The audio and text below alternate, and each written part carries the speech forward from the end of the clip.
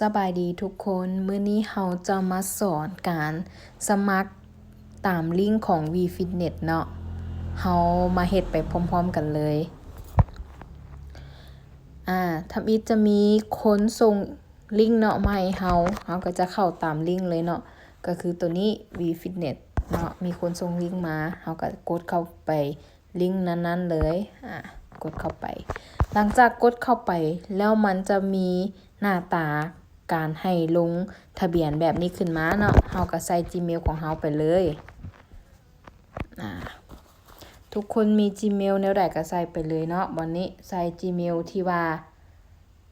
มันสามารถมีข้อความเนาะเข้า Gmail ที่เราใส่อยู่ไหนไปที่มีข้อความเข้าไปใน inbox ของ Gmail เราเนาะโอเคเรามาตั้งกันเลยค่อยใส่Gmail ของข่อยเนาะ deeper5656@gmail.com ย้ำว่ารหัสนี่บ่ให้ใส่รหัสเดียวกันกับ Gmail ก็ได้เด้อให้ใส่ตั้งไปเนาะ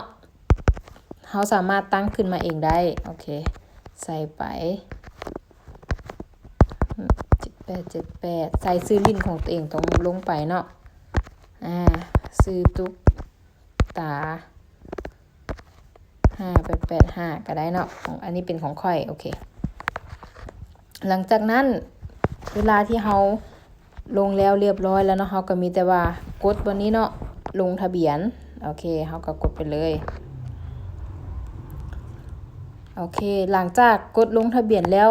เขาจะบอกว่าลงทะเบียนสำเร็จเนาะให้ไปที่ Gmail ที่เราลงทะเบียนนั้นของข่อยอยู่ที่นี้เนาะจะมีข้อความเข้ามาจาก VFitness ต่อจะสังเกตเห็นว่า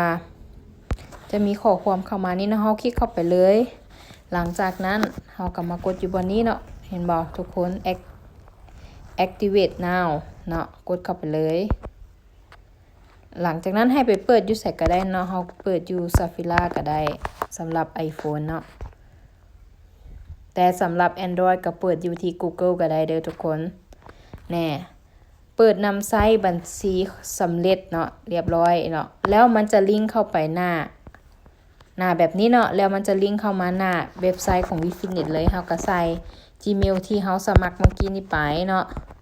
deeper6565@gmail.com เนาะใส่ลงไปแล้วก็ใส่รหัสที่เฮาใส่เมื่อกี้นี้ลงไปเนาะ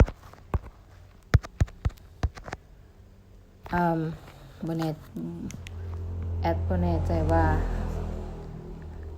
รหัสเป็นหยังรหัส7878โอเคหลังจากนั้นทุกครั้งของการที่เข้าระบบมันจะมีแบบนี้เนาะให้มาเพื่อยืนยันว่าเฮาเป็นคนเนาะบ่แม่นโรบอทเขาบอกว่าให้เลือกขัวเนาะเฮาก็มาเลือกขัวเลยแต่ละคนจะบ่คือกันเด้อบ่นี้เนาะมันจะต่างกันไปเนาะให้เลือกโอเคเฮาก็มา variety หลังจากนั้น no never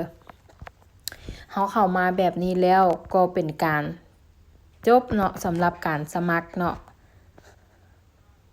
ก็มีเพียงเท่านี้